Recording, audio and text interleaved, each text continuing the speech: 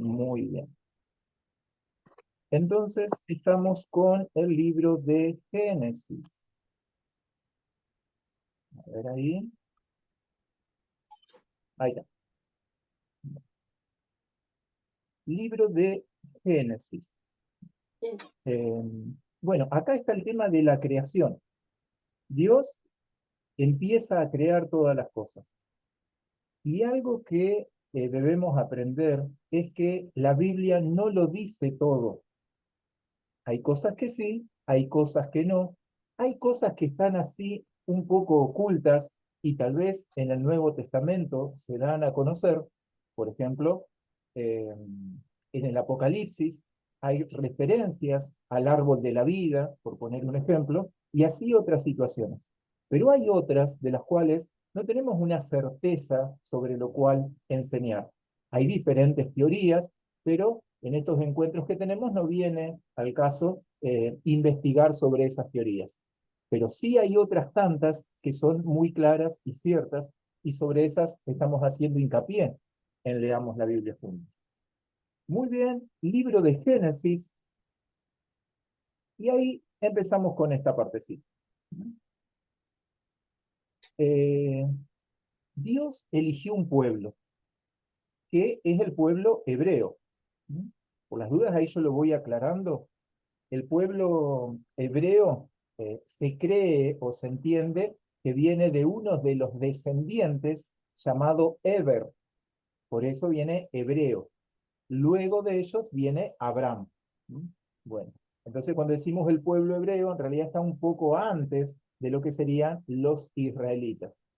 Sería como un antepasado de Abraham, Eber. Bueno, y es un pueblo elegido. Ahí no hay otro pensamiento. Acá yo puse al menos tres situaciones por las cuales es un pueblo elegido. ¿Por qué? Porque Dios eligió al pueblo hebreo por el cual dar a conocer su palabra.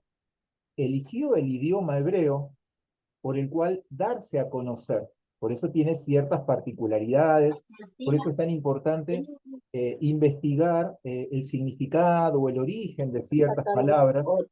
Bien. Y también tenemos otro punto, porque para ser el testigo del único Dios verdadero a las naciones, muchos tenían dioses. Los griegos tenían dioses, eh, los persas tenían dioses, los de Babilonia tenían dioses, pero el único Dios, que la Biblia lo nombra con mayúscula, es decir, el creador de todas las cosas, ese es el que se da a conocer al pueblo hebreo. Y algo muy importante también, porque por medio del pueblo hebreo, lo dijo Jesús, la salvación viene de los judíos.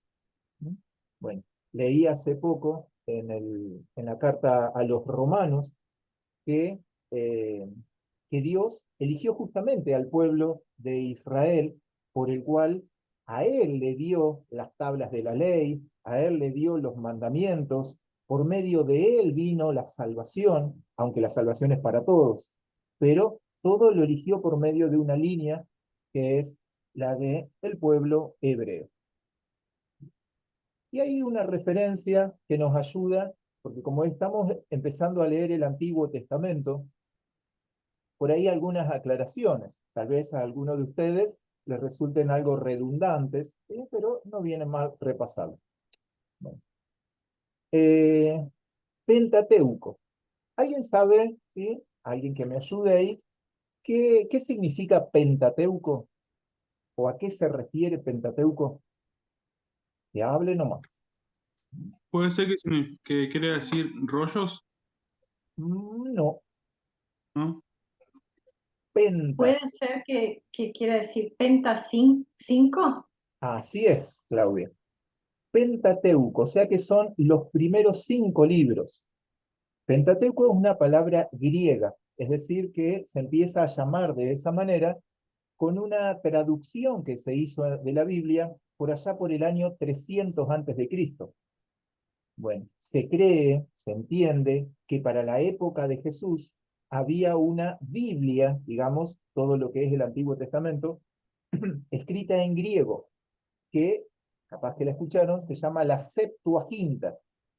Es una traducción del hebreo al griego. Bueno, en esa Biblia, que es el Antiguo Testamento, aparece lo que es el Pentateuco, los primeros 5 libros del Antiguo Testamento. ¿Sí? Es decir, Génesis, Éxodo, Levítico, Números y Deuteronomio. Esos son los 5 libros. ¿Sí? También llamado como ley. Y ahí me quiero detener un poquito. Porque tal vez nosotros hoy, cuando hablamos la ley, por ahí alguien le dice a la policía, dice la ley justamente, bueno, no es ese el concepto de ley cuando la Biblia habla de la ley. La ley, como lo habrán escuchado, es un manual de instrucciones. Eso es la ley. Cuando Dios le da a su pueblo, como decíamos recién, al pueblo de Israel, le da un manual de instrucciones. Ustedes que son mis elegidos, les indico cómo han de vivir. Entonces, este es el manual, esta es la manera en la cual ustedes tienen que comportarse, tienen que convivir entre ustedes, de esta manera tienen que tratar a los huérfanos, de esta manera a las viudas, a los extranjeros, de esta manera me tienen que adorar, de esta manera se tienen que santificar, preservar de las cosas del mundo. Eso es la ley, ¿sí? No es una lista de no podés, no es eso la ley. ¿Mm? Muy bien. Otra distinción que tenemos ahí en el Antiguo Testamento es lo que se conoce como libros históricos. ¿Sí? Esta es una división que nos ayuda a entender un poco cómo está armado el Antiguo Testamento. Los libros históricos hablan de la historia de Israel, desde Josué, es decir, desde el momento en que ellos tienen que entrar a la tierra prometida, o sea, terminado Deuteronomio, y ahí empieza todo. Josué, jueces, Ruth, primera, segunda de Samuel, primera de Crónicas, segunda de Crónicas, primera, segunda de Reyes. Ahí están los libros cuando están en cautividad, ¿sí? El libro de Esdras, el libro de Nehemías y también el libro de Esther. Todos esos se entiende que son los libros históricos, ¿no? La historia de Israel. También están los libros poéticos, ¿sí? Que eso irían Job, Salmos, Proverbios, Cantares y Eclesiastés, que cuando lleguemos a alguno de ellos vamos a explicar cómo es la poesía, ¿sí? Que por ahí yo he comentado, que tiene una particularidad, no buscan la rima como la buscamos en el castellano, ¿sí? Tiene otra característica que por ahí lo han visto más que nada en los Salmos. Y por último, los libros que son de la profecía, ¿no? Entonces ahí está lo que se conoce como los profetas mayores, los profetas menores, que esa distinción se hace de acuerdo al tamaño del libro. Es decir, por ejemplo, Isaías es un libro de los profetas mayores porque es un libro de 66 capítulos, es un rollo largo. En cambio, hay algún otro libro, por ejemplo, Amós, por poner un ejemplo, es un libro bastante corto. Entonces se dice que es uno de los profetas menores. Recalco, no es por importancia de la profecía, sino simplemente por el largo, ¿sí? Por la longitud del rollo, ¿sí? De ese libro. Muy bien. Hasta ahí, ¿alguna duda, comentario, pregunta? ¿Mm? Aldo y Marta, no puedo dejar de saludarlos. Muy bienvenidos. Hola, ¿cómo están? Muy, pero muy bien. ¿Mm? Hola. Bueno, hoy Hola, estamos como hola. oyentes, Así arrancando, es. así que como oyentes tranquilos. Vamos a Muy, escuchar. perfecto. Gracias.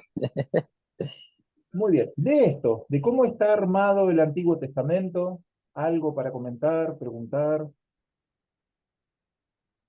¿Vamos bien? Bien. Bueno. Entonces, luego nos vamos a el libro de Génesis. Y esta parte es importante de entenderla. Desde el capítulo 1 al 11, habla Génesis y es el trato de Dios con toda la creación, es con toda la humanidad. Repito, desde el capítulo 1 hasta el capítulo 11, inclusive, Génesis habla del trato con Dios, de Dios, con toda la humanidad. Ahí tenemos la vida de Noé, tenemos lo que pasa en Babilonia, pero es el trato con todos.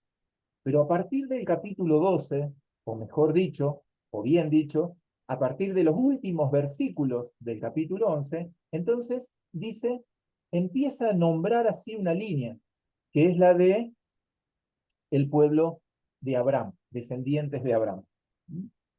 Muy bien. Entonces, en Génesis 12, así haciendo globalmente un análisis, aparece el relato donde Dios elige un pueblo por el cual Él va a enviar lo que era la salvación.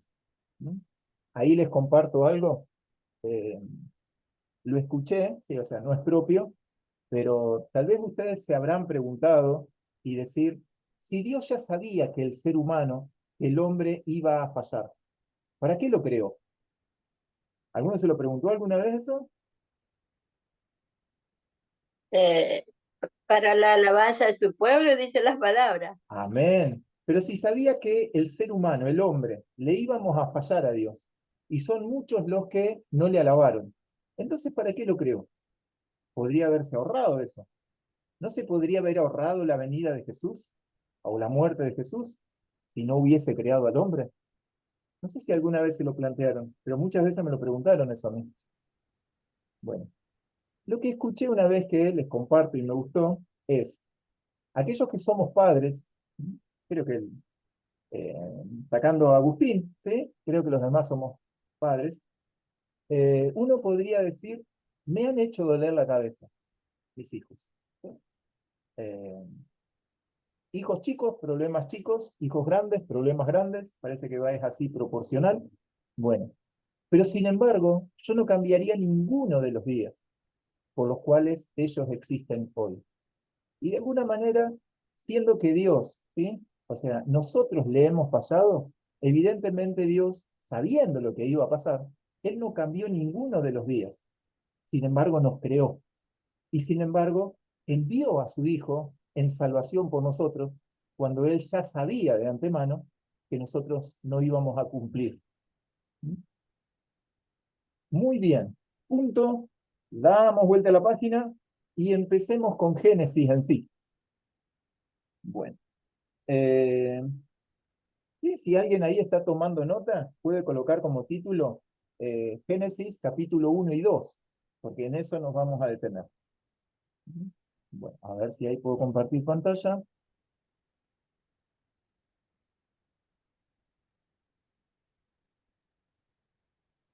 Bien, ahí está. Eh, bueno, lo primero es entender que hay un solo Dios. O sea, el creador de todas las cosas es ese Dios que se ha revelado a nosotros. Todos los demás son seres creados, todos los demás. Por eso decimos, cuando Jesús es Dios, Jesús no fue creado. Jesús estaba cuando nosotros fuimos creados, cuando la tierra fue creada, estaba el Espíritu de Dios y estaba Jesús mismo allí en la creación. Luego, pasados los años, Jesús se hizo hombre, pero eso es otro cantar. Bien, el único creador es Dios. Bueno, y ahí yo les pido si alguien tiene Génesis 1:1 y a alguien más que pueda leer Génesis 1:27, la versión que ustedes tengan a mano. Tengo acá Génesis 1:1. Dale, Agustín. Dios en el principio creó los cielos y la tierra. La Bien. tierra era... Ahí está. ¿Hasta ahí? Sí, sí, sí. Dios creó los cielos y la tierra. Y 1:27,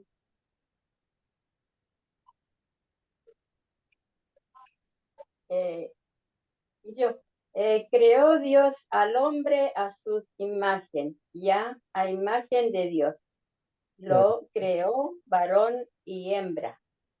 así es. Bueno, Creo. en esas dos palabras, ¿sí? Eh, nosotros hablábamos que Dios se dio a conocer a partir de un idioma, ¿sí? El idioma hebreo, que no es el mismo que el de hoy. Así como uno dice, el castellano antiguo no es el mismo que hoy. Por ahí tal vez tenga alguna semejanza, pero no es el mismo. Bueno, de la misma manera el hebreo en el cual se escribió las escrituras.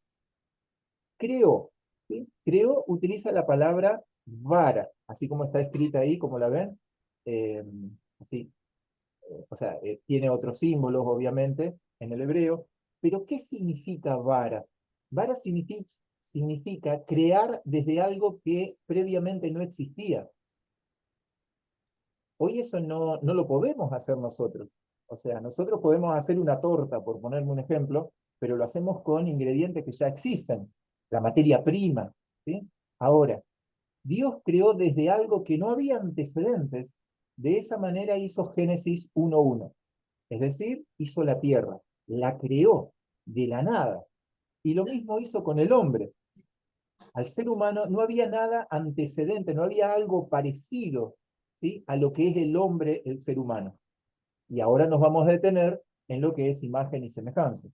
Pero eso significa vara, ¿sí? Las dos expresiones que ustedes ahí leyeron, cuando dice creó, ¿sí?, entonces el término hebreo es vara, que traducido significaría algo creado cuando no había precedente alguno, ¿sí? Lo hizo, lo sacó de la galera, ¿sí?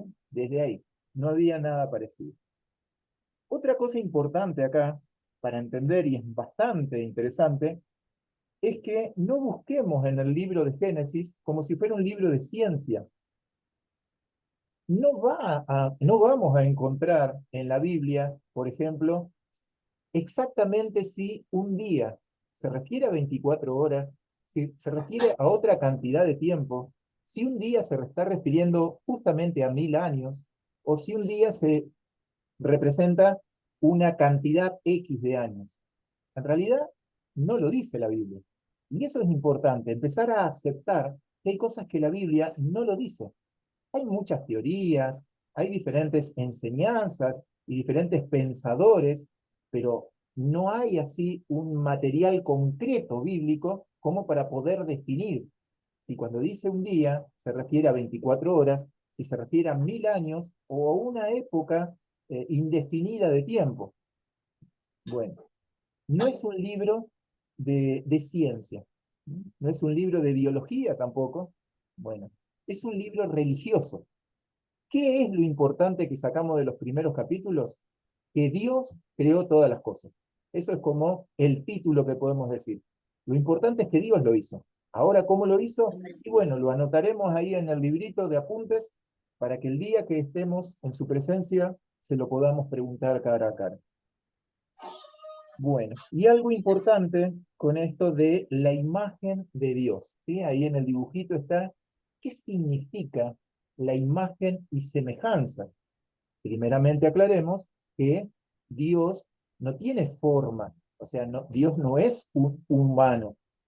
Entonces, no podemos decir, tenemos semejanza así como que tengo 2 brazos y tengo 2 piernas, porque Dios es así. No se refiere a eso, ¿sí? Sabemos que Dios es espíritu. Sí ha tomado la forma humana, sí hay expresiones en la Biblia, eh, tal vez escucharon la palabra, que se refiere a un antropomorfismo, así. ¿Sí? Es una palabra donde se expresa que para nuestro mejor entendimiento, Dios expresa en la Biblia como si fuera humano. Por ejemplo, no se ha acortado la mano de Jehová. Y si uno dice, pero si Dios no tiene mano, ¿sí? Bueno, entonces no se ha acortado su poder, ¿sí? Es como para que nosotros lo entendamos mejor. O, o a ver alguna otra expresión que aparezca en el Antiguo Testamento, refiriéndose al rostro, a los ojos de Dios, y Dios, o sea, no tiene forma así física ahí. Otra cosa es el cuerpo, ¿sí?, de Jesús una vez que Él resucitó, que es con características que sí vemos en Apocalipsis, ¿sí? Pero eso ya es un cuerpo glorificado. Ahora estamos allá en el génesis de las cosas. Bueno, entonces ahí avanzamos y decimos, ¿qué significa la imagen de Dios? Bueno, que el único de todos los seres creados, o sea, Dios creó animales, Dios creó plantas, pero al único sobre el cual sopló, y me llama la atención que sobre su nariz, bueno, aliento de vida, fue sobre el hombre. Eso significa a imagen y semejanza de Dios. Es que Dios puso en ustedes, puso en mí, de sí mismo. A los demás dijo, hágase tal cosa. hágase tal otra. Pero con el hombre se tomó el trabajo, que ahí lo reflejan las manos, lo hizo. Y además sopló, es decir, depositó en ustedes de sí mismo Dios. Por eso es que son a imagen y semejanza del Señor. De esa manera ustedes pueden tener comunión con Él. Es decir que eh, por ahí hay cosas que tal vez no entendamos de las mascotas, como que hay un cierto pensamiento que más allá del tono de voz, pareciera como que entendieran algunas mascotas, eh, pero la conciencia, el ser moral, solo lo puso en el ser humano, solo lo puso en nosotros. ¿Y qué significa eso? Que no nos manejamos por nuestros instintos, o no deberíamos hacerlo. Tenemos la capacidad y la voluntad de poder manejarnos de otra manera. Bien, bueno, eso es lo que significa, y ahí le agrego dos más, nosotros somos seres racionales, es decir, que podemos pensar, podemos analizar las cosas previamente. Por eso es que Dios nos da su palabra, nos da su ley, nos da sus instrucciones, porque somos seres pensantes. Sin ir más lejos, aparece esa frase que ustedes conocen como libre albedrío. Y ahí, a ver, les pido su ayuda. ¿Qué idea tienen, qué concepto tienen ustedes de ese término libre albedrío? ¿Lo habían escuchado? Sí, Sí, yo creo que es podemos elegir, Bien, es elección. así es. ¿Alguien más quería ahí compartir? sí, es más que nada eso. O sea, Dios, la otra vez escuché que el amor de Dios no es obligatorio, como que Él no da esa posibilidad de tomar decisiones bajo su amor. Ujú. Como que es nuestra decisión estar en sus caminos o no. Así es. Bueno, el tema del libre albedrío, es decir, hay conceptos que ustedes y yo nunca los vamos a encontrar en la Biblia tal así como dicen. La expresión libre albedrío no está ni en el hebreo, ni en el griego, ni en arameo, ni en ninguna expresión. Pero la idea está. Entonces, siempre Dios le da a elegir. Hay varios personajes que, sin ir más lejos, ahora que estamos con Génesis, cuando le dice a Caín, cuando Caín está así con la cabeza, con la cara así, con la trompa hacia abajo, y le dice, el pecado está a la puerta. Entonces Dios le avisa y le dice, tenés el momento como para elegir. Todavía podés, con tu conciencia, con tu poder de decisión, no matar a tu hermano. Sin embargo, él decidió sí hacerlo. Bueno, y así tantas situaciones. Bueno, ese es el concepto de libre albedrío que está en las diferentes historias bíblicas. Otro concepto es el de la Trinidad, por ejemplo. No dice Trinidad, o sea, tenemos un Dios trino, no lo dice eso la Biblia.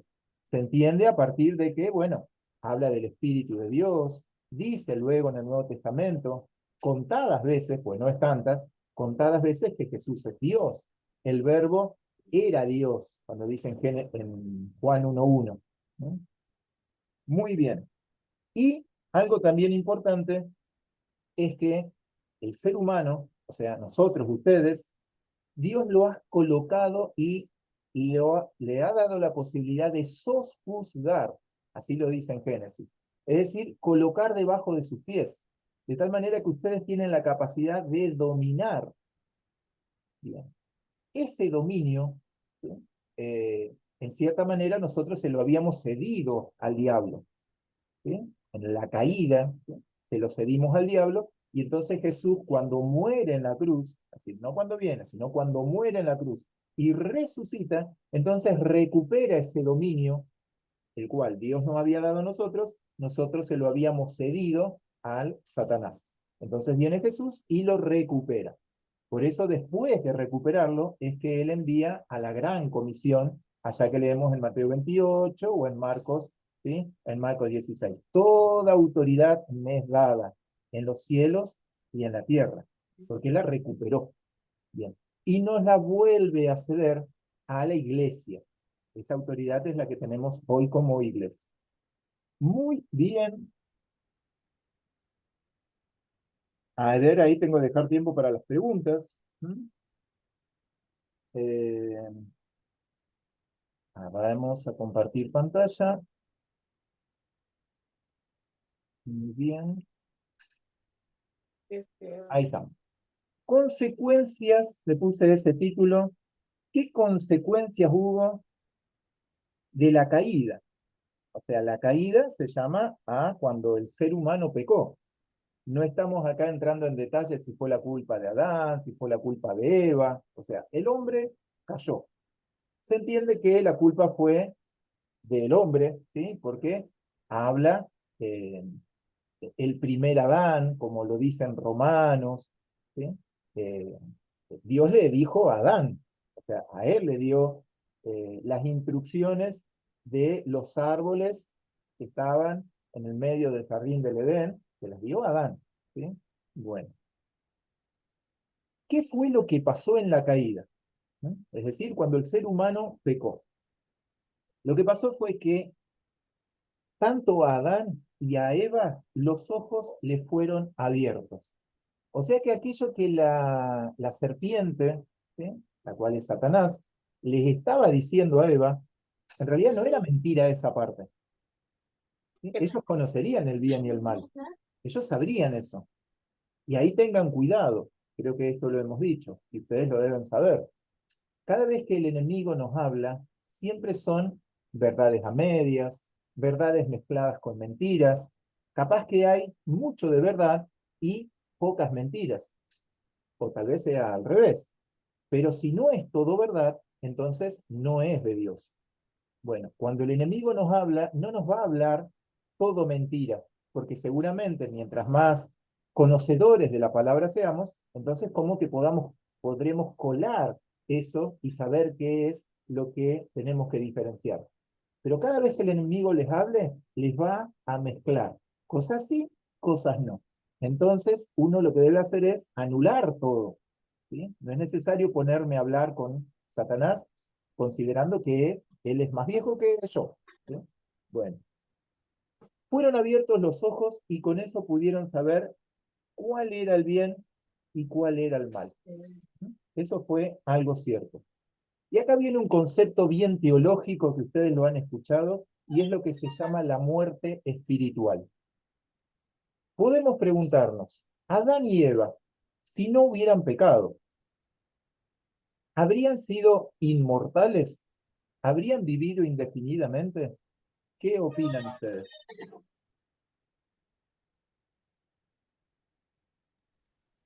Si no hubieran pecado Adán y Eva, ¿habrían muerto igual a los 900 y algo?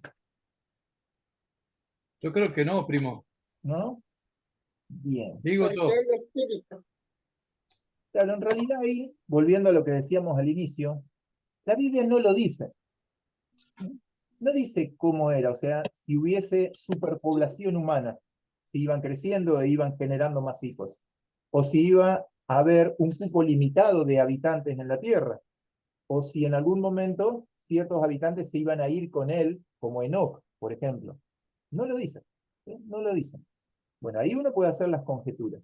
Pero cuando se habla de muerte espiritual, es de la separación de Dios. Por eso es que aquel que no está en comunión con Dios está muerto espiritualmente, porque está separado de Dios. El ser humano, cuando nosotros hablamos de muerte en el ser humano, no hablamos de extinción. Tal vez muchas veces nosotros entendemos el concepto de muerte como que se fumó, no está más, no existe más, en ningún lado está. Bueno, en realidad no está bien eso, en algún lado está. El tema es dónde. ¿Sí? Eso es lo que nosotros vamos a determinar aquí en la Tierra. ¿A dónde? Y ahí entra el libre albedrío. Bueno, esa es la muerte espiritual.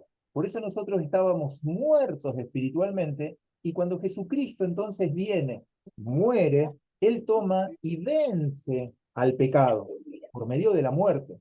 Y al resucitar es donde nosotros respiramos y podemos decir, gloria a Dios que Jesucristo lo hizo. ¿Sí? Ahí está, es que nosotros tenemos vida. ¿Sí? Si no, seguíamos muertos espiritualmente.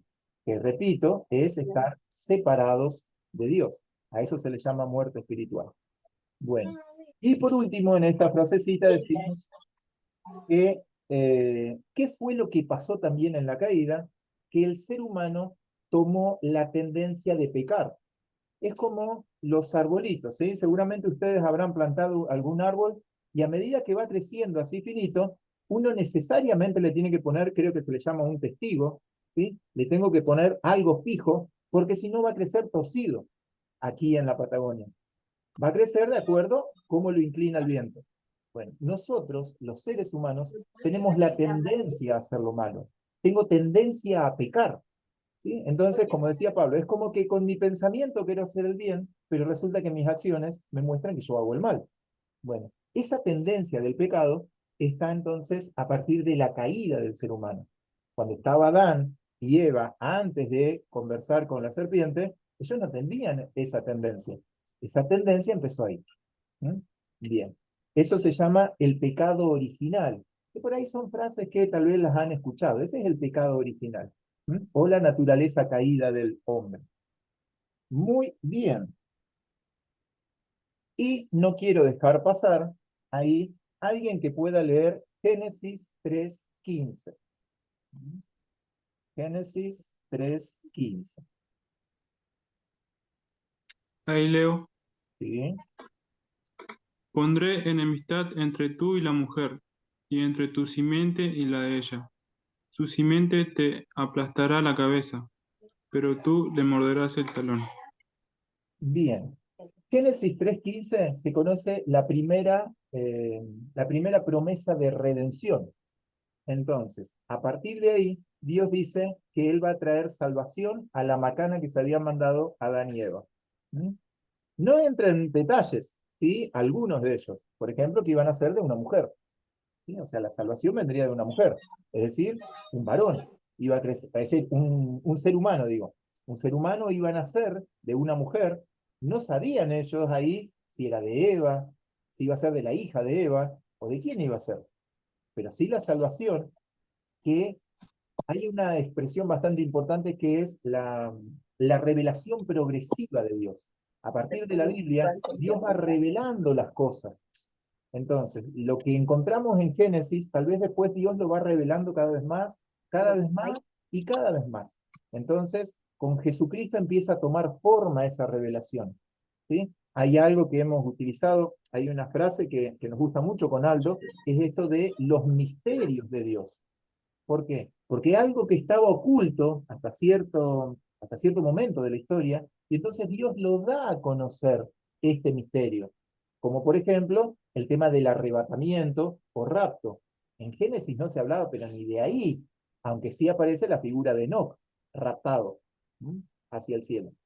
Pero después se va revelando. Bueno, es algo importante esto de la revelación progresiva del Señor a partir de la Biblia. Bueno, de todo esto que hemos hablado, o de lo que han leído del capítulo 1 al capítulo 14, ¿alguna pregunta, duda, comentario, algo que le haya llamado la atención? Tengo una pregunta, A ver, Pablo, escucho. que, que habló del idioma hebreo, que Bien. era con el que Dios había marcado a su pueblo. ¿Por qué se perdió ese idioma? Y en realidad es por las mezclas. El pueblo de Israel, el pueblo de Dios, o sea, fue mezclado con otros pueblos, fue mezclado mucho con los sirios, bueno, y los sirios tienen el idioma arameo. Bueno, entonces, tal vez parecidos en ciertas partes, bueno, pero así es como se fue perdiendo ese idioma. O tal vez, por ejemplo, cuando vino Alejandro Magno, allá en el 300 antes de Cristo, 323 si no me equivoco, bueno, se preocupó mucho Alejandro Magno de que todos hablaran griego. Todos tenían que hablar griego. O sea, él lo hizo a propósito eso. De tal manera que hasta se tradujo, ¿sí? En contra del pensamiento de los ortodoxos judíos, se tradujo del hebreo al griego, la Biblia o el Antiguo Testamento. Bueno, es con el correr de los años, es como se fue perdiendo ese idioma, después, bueno, a partir de las mezclas con otros pueblos. En realidad, ahí, ya que lo preguntaste, es todo un misterio, no sé si lo habían escuchado, leído. ¿Qué idioma hablaba Jesús? Porque uno dice, hablaba el arameo, hasta le leí los labios ahí a Marcelo, ¿sí? Como que es el arameo. Pero si ustedes notan ahí ¿cómo se llama? El letrero que tiene Jesús cuando es crucificado, no está escrito en arameo. No está escrito en arameo ese letrero. Y obviamente que ese letrero estaba escrito para que todos aquellos que estaban en la fiesta de la Pascua lo pudieran leer. ¿Y por qué no estaba escrito en arameo? ¿Sí? Se entiende que, bueno, de acuerdo a dónde andaba, dónde estaba Galilea, que Galilea había sido invadida por los sirios, y sí, probablemente hayan hablado el arameo, ¿no? Pero los ortodoxos judíos siempre respetaron mucho el hebreo. Así que esto es un tema, el tema del idioma, ¿sí? A mí lo que me gusta es que Dios eligió ese idioma, de cualquiera de otros, eligió ese idioma para darse a conocer, ese idioma. Muy bien. Bueno, a ver, vamos a las preguntas. Ahí sí, les pido que ustedes vayan compartiendo. Acá las pongo, así las podemos leer todos. ¿Mm? Bueno, el tema del trabajo, ¿sí? Ahí dice, ay, es como una maldición el trabajo. Pregunto, según Génesis 2, ahí está bien orientado, que el hombre trabajara en el huerto, ¿está dado o escrito antes de la caída del hombre o después de la caída del hombre? ¿Qué respondieron? Yo respondí después de la caída. A ver, ¿alguien más? ¿Si tiene ahí para compartir?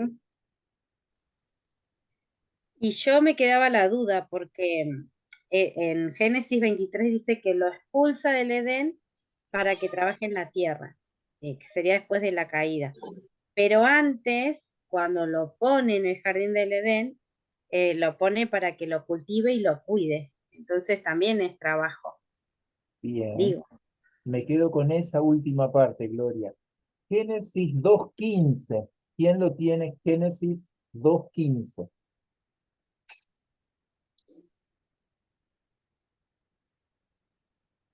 Tomó, ¿puedo leerlo? Sí, Rosa. Tomó pues Jehová Dios al hombre y lo puso en el huerto de Edén para que lo labrara y lo guardase. Así es.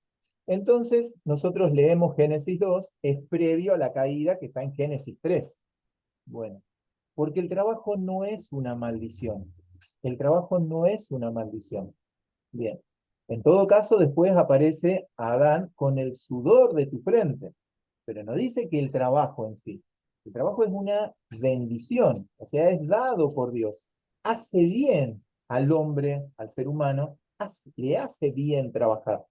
¿Sí? Está bien, la consecuencia después es que a partir de mucho trabajo y de mucho sufrimiento, podré llevar el pan a mi casa. Eso sería parte de la maldición, que es otra de las preguntas. Pero el trabajo no es una maldición. Y esta la coloqué porque eh, hay una teoría, probablemente Gloria, que está en educación, lo haya podido leer, eh, con estas ideologías que se enseñan en la escuela, tienen ciertas bases, lo que se llama marco teórico o fundamento, basado en contra de lo que es el patriarcado o en contra de lo que es el trabajo. Y me llamó esta pregunta que yo les hice recién, porque está como un precepto mal formulado. El trabajo no es una maldición, el trabajo no es un castigo, no lo es, ¿sí? En absoluto. ¿Sí? Ahí lo podemos leer, como lo dijo Rosa, Génesis 2:15. Avanzamos y nos vamos a Génesis 3. O sea, en Génesis 3 está la respuesta. Eso significa, ¿quiénes fueron, acá había que leer, quiénes fueron los destinatarios de la maldición que Dios dio? ¿Qué encontraron ahí?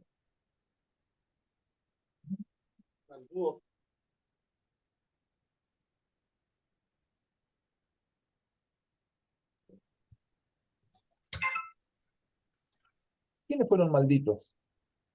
Yo puse ahí, los destinatarios de la maldición fueron la mujer, el hombre, la serpiente y toda la tierra. Vos, Marcela, tomaste a todos. En realidad, la mitad de los que nombraste es la mitad. La mujer y el hombre La puse yo. mujer y el hombre, entonces. Adán, Pero no es esa mitad. Adán y A ver, ¿quién puede leer Génesis 3, versículo 14?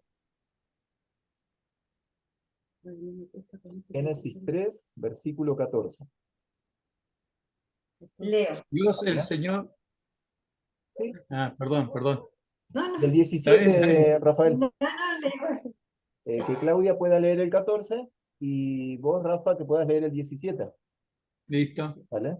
Bueno, dale. Génesis 3:14. Y Jehová dijo a la serpiente, por cuanto esto hiciste, maldita serás entre todas las bestias y entre todos los animales del campo. Sobre tu pecho andarás y polvo comerás todos los días de tu vida. Bien.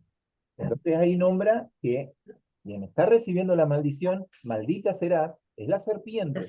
Está hablando la serpiente, ella es la destinataria de la maldición, no a la mujer. Y después el 17, ¿cómo dice Rafa? Dice, al hombre le dijo, por cuanto le hiciste caso a tu mujer y comiste del árbol del que te prohibí comer, maldita será la tierra por tu culpa. Con penosos trabajos comerás de ella todos los días de tu vida. Así es. Maldita será la tierra por tu culpa. Es decir, que por culpa de Adán, podemos decir, no recibió él la maldición, sino que la tierra. Bueno, ahora, por eso la tierra ha de ser redimida también. Pero no fue ni el hombre ni la mujer, a pesar de que ellos fueron los que se mandaron la macana, no fueron ellos malditos. Y eso significa que jamás a nosotros Dios nos maldijo. Nunca nos maldijo el Señor. Maldijo a la serpiente, maldijo a Satanás, y también recibió la maldición la tierra. Por eso es que, digamos que la tierra produce cardos y todo eso que hoy hace sufrir al hombre la tierra. Muy bien. Pero igualmente, perdón, pero igualmente sufren como una serie de consecuencias a raíz de esa desobediencia, donde dice, por ejemplo, al hombre que cuando no obedeciste y comiste del árbol, bueno, maldita será la tierra, pero a la mujer, por ejemplo, le dice, multiplicará en gran manera los dolores en tus preñeces, o sea, le da como alguna consecuencia a la mujer. ¿Sí? Quizás antes, no sé si la idea original era que la mujer pariera, por decirlo de alguna manera, sin dolor, y a raíz de eso, hoy, digamos, sucede esto de los dolores de parto y eso, no sé si esa era la idea original de Dios, pero Ajá. la mujer también es una Sí, consecuencia a raíz de la desobediencia, ¿no? claro, es cierto, Claudia. O sea, tiene consecuencias, pero no son malditos. Claro. E incluso tenemos consecuencias por vivir en una tierra que está maldita. Pero no somos receptores de la maldición de Dios. Aunque, digamos, haya sufrimiento y haya dolores en los partos, ¿sí? Y aunque el hombre, digamos, tendría que sufrir con el sudor de su frente para lograr lo que iba a comer. Pero, aunque sea, digamos, eso algo como una consecuencia o algo malo, no es Claro. de una La maldición, maldición, propiamente. ¿sí? Claro. No es de una maldición. ¿Sí? Bien. Bueno, y esto, las otras preguntas, tienen bastante que ver con lo que viene de la lectura de la Biblia. Cuando empezamos a leer el libro de Éxodo, la tierra prometida, que aparecen tantos nombres, entonces aparece algo así como que tal vez uno no se ubica geográficamente, o por qué, qué pasó, de dónde venía, y por qué a este pueblo lo sacó, por qué sacó a los de Canaán de ahí y metió a los de Israel, y en definitiva los de Israel terminaron haciendo lo mismo que hacían los de Canaán. ¿Por qué no dejó a los de Canaán directamente? Bueno. Por eso vamos a Génesis 10, ¿sí? ¿De quién era hijo Canaán?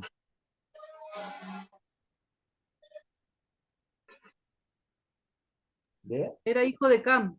Bien. ¿Y quiénes eran los hijos de Noé? Pregunto ahí. Sem, Cam y Jafet. Bien, Sem, Cam y Jafet. Esos son los 3 hijos. Pero hay uno de estos 3 que se mandó una macana. Es decir, que vio a Noé en su desnudez. No describe mucho la Biblia que hizo, pero parece como que fue malo lo que hizo. Lo da a entender. Bueno. ¿Cuál de ellos 3 fue? ¿Sem, Cam o Cam. Jafet? Cam. Cam. Bien. Y fíjense que lo malo que viene ahí en el relato no viene sobre Cam, sino viene sobre su hijo, Canaán. Bueno. Y de ahí vienen, ¿sí?, todos los descendientes de Canaán. Es decir, todos los hijos que tiene Canaán son los que se van a vivir, llamémosle las diferentes tribus, que se ubican en esa tierra que luego Dios decide, en realidad luego no, o sea, Dios había decidido dársela a su pueblo elegido. Bueno, de ahí vienen todos los descendientes de Canaán. ¿Sí? ¿De quién era hijo Canaán entonces? Era hijo de Cam. Bien. Nombrar. La pregunta 4. Nombrar 5 pueblos descendientes de Canaán. Hay más, pero con que 5 estamos. ¿Cuáles serían?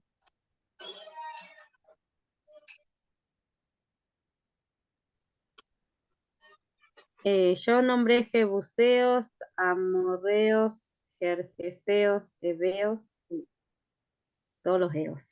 Bien. Todos los veo. Yo también. Un montón. Los eos. ¿Sí? Bien. Bueno, y ahí aparecen algunos, por ejemplo, a ver qué es eso. Los jebuseos. ¿Alguien sabe quiénes son los jebuseos? Luego, más adelante. O sea, más adelante en la historia de Israel me refiero, no lo dice ahí. En la época de David, ¿alguien sabe quiénes son los jebuseos? Los jebuseos son los habitantes de Jerusalén. Esos son los jebuseos. ¿Sí? Que son, fíjense, ese lugar que es Jerusalén, Dios ya se lo había dado. Sin embargo, de alguna manera, con Josué, no tomaron esa fortaleza, porque era una fortaleza, bueno, sino que, incluso se le llama la fortaleza de Sión, así se le llamaba. Bueno, sino que recién David, ¿sí?, que me gusta esta parte de David, hago un paréntesis, David no perdió ninguna batalla. Cuando lean ustedes la parte de David, David no perdió ninguna de las batallas, ni una, ni una, ni una. Por eso es una figura de nuestro Señor Jesucristo. Bueno, este David recién él va y saca a los jebuseos de Jerusalén y hace la ciudad de David. Le llama así a la Jerusalén, lo que era la fortaleza de Sión. Bueno, respondido a la pregunta 4, vamos a la pregunta 5. Acá se podrían ayudar con el diccionario. ¿Qué significa Babel?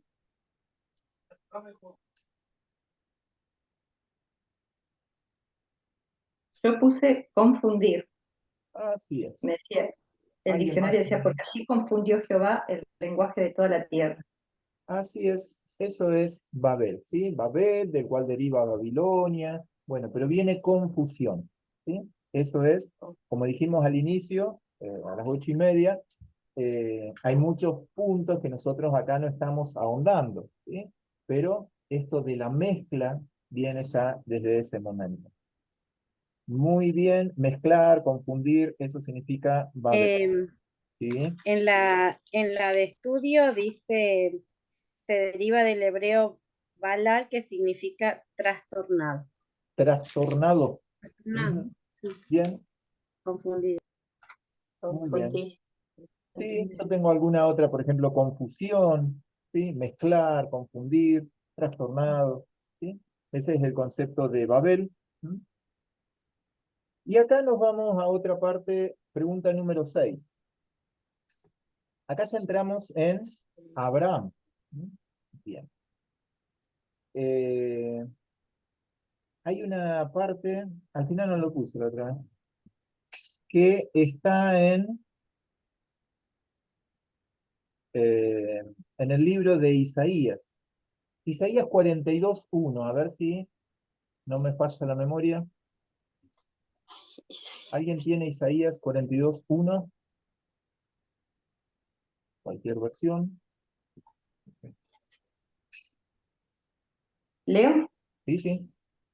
He aquí mi siervo, yo lo sostendré, mi escogido, en quien mi alma tiene contentamiento. He puesto sobre él mi espíritu, él traerá justicia a las naciones. Ay, no, me confundí acá. Sé que está en Isaías 43, por casualidad. Ahora dice Jehová, creador tuyo, oh Jacob, formador tuyo, oh Israel, no temas porque yo te redimí, te puse nombre, mío eres tú. Ahí está. Isaías 43, 1. ¿Sí? ¿Vieron que dice que Dios, yo soy tu creador? Y le dice, yo te formé. Dice dos cosas. Bien. ¿Por qué? Porque acá en este momento que nosotros estamos leyendo de Génesis, Dios lo está formando a su pueblo Israel. ¿Y desde dónde lo forma? Lo forma desde antes de Israel. Porque nosotros sabemos que Israel es Jacob. Sería como ya formado el Israel. Pero los antepasados, entonces, se va a Isaac y se va a Abraham. Cuando decimos que en los lomos de Abraham ya estaba Israel.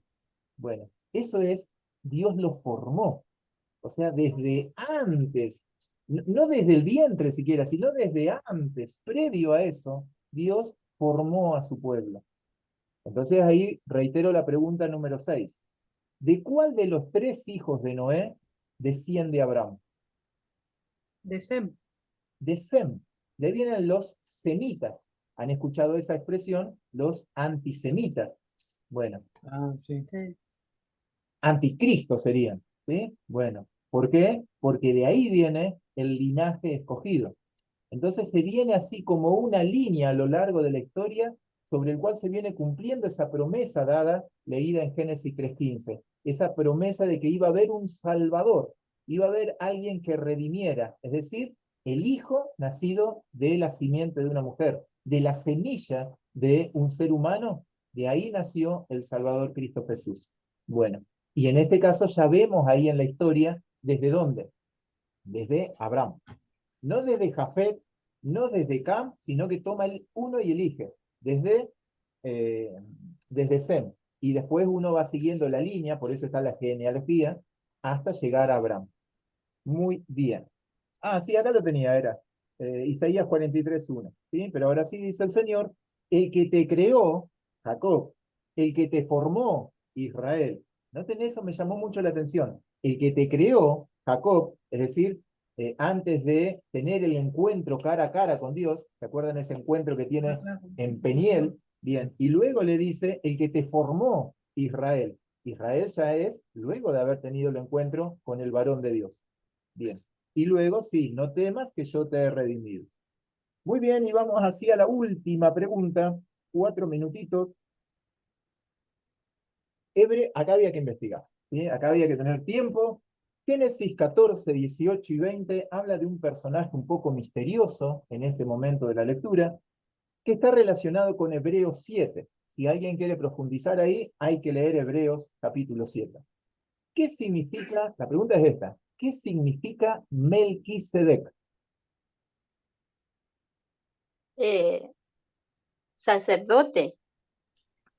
Bien, algo más, ¿eh? Rey de Hebreos 7:2 está justicia. la respuesta. Rey de justicia. ¿Sí? ¿Algo El más? primer lugar. Muy bien. Investigó Rey de más, ¿no le paz. parece? Rey de paz. Rey de Bien. paz. Y rey de Señor algo más. Señor de señores. Bien. Rey de justicia, rey de paz y rey de... Salem. Así es. ¿Sí? Muy bien. Se cree o se interpreta que este Melquisedec venía de Jerusalén. ¿Mm? O sea, ese lugar donde habla en Génesis, bien, era el lugar con el cual se conocía Jerusalén para ese momento. ¿Y por qué es importante este personaje? Porque aparece como una figura de Cristo, no como Cristo, sino como que es un hombre que, como no se relatan los antecedentes, la genealogía, entonces sirve como una representación de Jesús.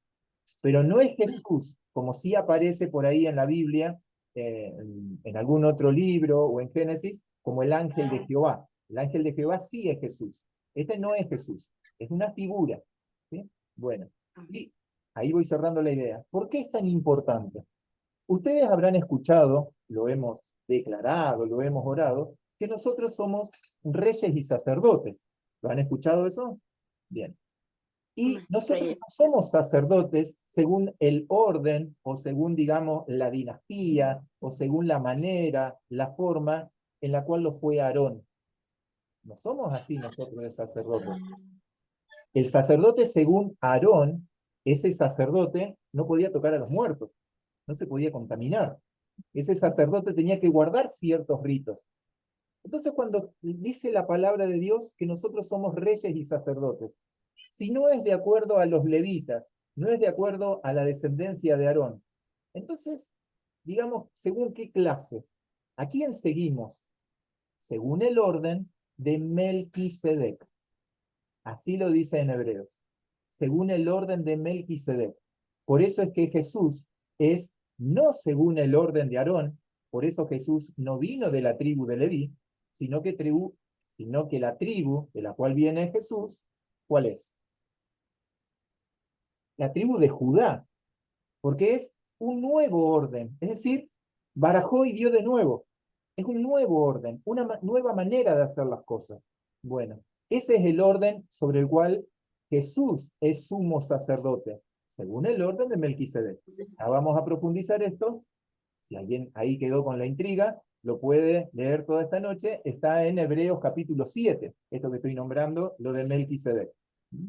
Bueno, y según ese orden, nosotros somos reyes y sacerdotes, donde nuestro sumo sacerdote es Cristo Jesús. Bien, y el cual no va a morir, por eso no necesita reemplazo, como si lo necesitaba el orden de Aarón. Bien, Jesús es eterno. Muy bien, 21:30. ¿Sí? Gloria a Dios por la... Ay, ahí, por la puntualidad. Me salió este de más.